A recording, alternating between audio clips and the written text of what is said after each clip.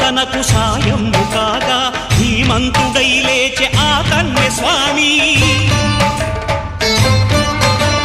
పట్టబంధము వీడి భక్తతతికై పరుగు పరుగున వచ్చె భూమిపైకి నరుడై.